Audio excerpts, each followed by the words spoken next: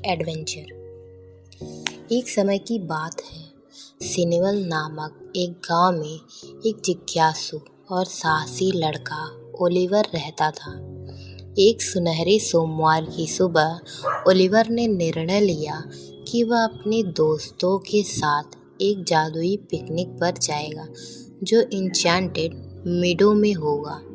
Enchanted मीडो एक ऐसी रहस्यमयी स्थान है जिसमें रंगीन फूल और बोलने वाले जानवरों के साथ चमकती हुई नदियाँ थीं।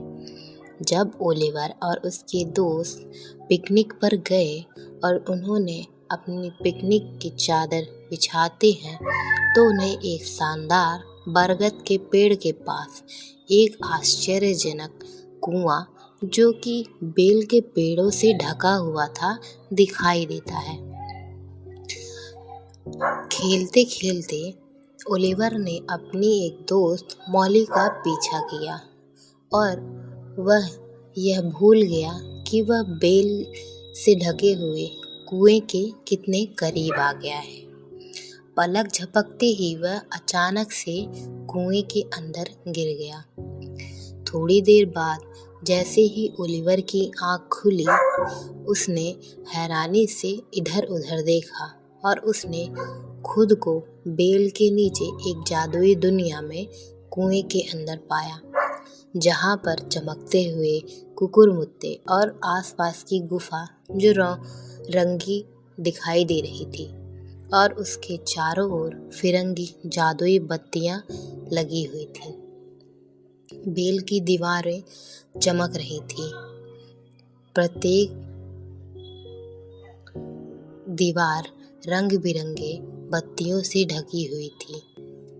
एक जादुई दुनिया में ओलिवर ने बुद्धिमान उल्लू और शरारती गिलहरी की तरह सहायक प्राणियों से मुलाकात की।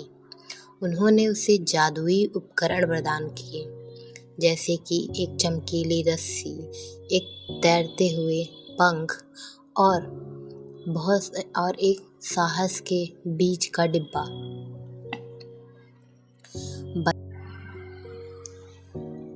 बचने के लिए ओलिवर को चमकते हुए रिडल्स में लिखी गई पहेलियों को हल करना था। पहेली में उसकी बुद्धिमत्ता और साहस को चुनौती दी गई थी, जिसमें उसने दोस्ती और शौर्य के असली मतलब को खोजा।